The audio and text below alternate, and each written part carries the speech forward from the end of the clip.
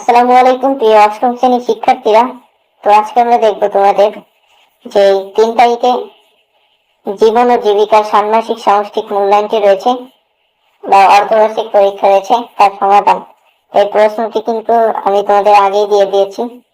তো এই প্রশ্নটিতে আমাদের টোটাল 5 ঘন্টা সময় কিন্তু ব্যয় করতে হবে। এখানে আমাদের একটা প্রকল্পের সমস্যা নির্বাচন করতে হবে, পরে সেই সমস্যাটির কিভাবে আমরা একটা প্রমাণ তৈরি করতে পারি তা আমাদের লিখতে হবে।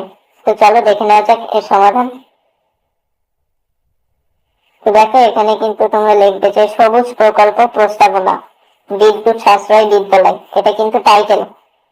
এরপরে তোমরা এভাবে লিখতে পারো যে প্রথম অংশ নির্বাচিত সমস্যার বর্ণনা। এগুলো কিন্তু তোমাদের প্রশ্নে রয়েছে, তাই আমি বড় করে লিখেছি। আমাদের বিদ্যালয়ে বিদ্যুৎ খরচ খুব বেশি এবং অধিকাংশ সময় বিদ্যুতের অপচয় হচ্ছে।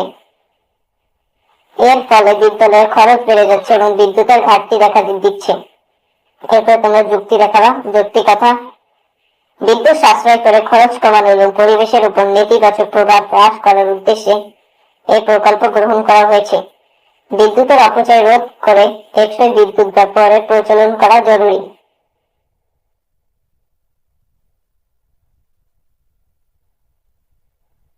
এরপরে পয়েন্টে রয়েছে প্রকল্পের সাথে সংশ্লিষ্ট পেশা শনাক্তকরণ। এখানে পেশার আমি নাম দিয়েছি electrician, solar technician, energy manager. এরা কি করবে? দেশীয় এবং আন্তর্জাতিক শ্রম বাজারের চাহিদা, বিদ্যুৎ সাশ্রয়ী প্রযুক্তি এবং সৌর জ্বালানি ব্যবহারের কারণে এই পেশাগুলোর চাহিদা ক্রমশ বৃদ্ধি পাচ্ছে। এই জন্য কি কি দক্ষতা অর্জন করা যেতে পারে? ইলেকট্রনিক্স এবং সোলার টেকনোলজিতে প্রশিক্ষণ, এনার্জি ম্যানেজমেন্টে দক্ষতা থাকতে হবে।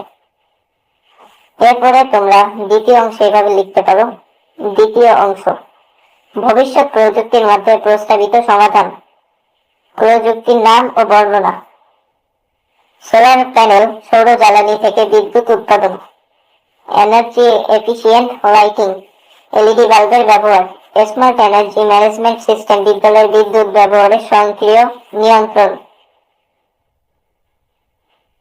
ভবিষ্যৎ অথবা নতুন প্রযুক্তি স্মার্ট এনার্জি ম্যানেজমেন্ট সিস্টেম সমাধান: সৌর প্যানেল ও এনার্জি এফিসিয়েন্ট লাইটিং করে বিদ্যুৎ ব্যবহার করে বিদ্যুৎ সাশ্রয় করা হবে। স্মার্ট এনার্জি ম্যানেজমেন্ট সিস্টেম বিদ্যালয়ের বিদ্যুৎ ব্যবহারের স্বয়ংক্রিয় নিয়ন্ত্রণ করবে, যা অপচয় রোধ করবে।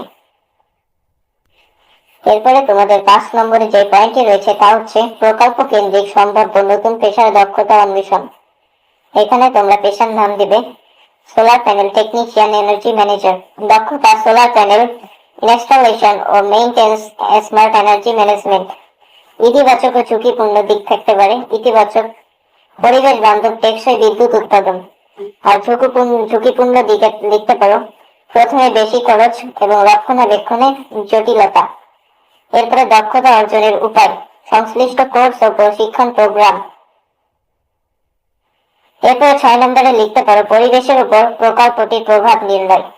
বিদ্যুৎ সাশ্রয় এবং নবায়নযোগ্য জ্বালানি ব্যবহারের ফলে কার্বন নিঃসরণ কমে আসবে এবং পরিবেশ দূষণ হ্রাস পাবে। এরপর 7 নম্বরে তোমরা লিখতে পারো সমাজ বা মানব কল্যাণে প্রকল্পটির ভূমিকা উপস্থাপন। বিদ্যালয়ের খরচ কমবে, পরিবেশের সুরক্ষা হবে এবং শিক্ষার্থীরা বিদ্যুৎ সাশ্রয় ও নবায়নযোগ্য জ্বালানির গুরুত্ব শিখবে। এবং তোমাদের সর্বশেষে রয়েছিল অনুষ্ঠান সূচি তৈরি। এটা কিন্তু তোমাদের যে ইভেন্ট ম্যানেজমেন্ট রয়েছে তার আলোকে এই প্রশ্নটি করা হয়েছে। তো এখানে তোমরা লিখবে ইভেন্ট আয়োজন। প্রকল্প প্রস্তাবনা উপস্থাপনের জন্য বিদ্যালয়ে একটি বিজ্ঞান মেলা আয়োজন করা হবে। যেহেতু এটা বিদ্যুৎ বিষয়ক, তাই বিজ্ঞান মেলা বলা হয়েছে। তো এখানে তোমরা অনুষ্ঠান সূচি এইভাবে লিখতে পারো যে 10টা থেকে 10টা 30 উদ্বোধনী অনুষ্ঠান হবে এবং 10:30 থেকে 11:30 পর্যন্ত প্রকল্প উপস্থাপন হবে। এটা হচ্ছে প্রতিটি দলের জন্য। এবং তারপর লিখতে পারো 11:30 থেকে 12টা পর্যন্ত বিচারকদের মূল্যায়ন হবে এবং 12টা থেকে 12:30 পর্যন্ত বিরতি হবে।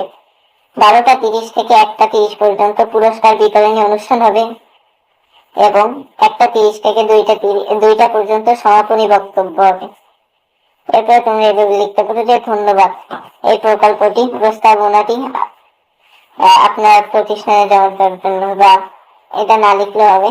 তো এই ছিল কিন্তু আমাদের যে তোমাদের জীবন জীবিকার একটি বিষয়ের সমাধান।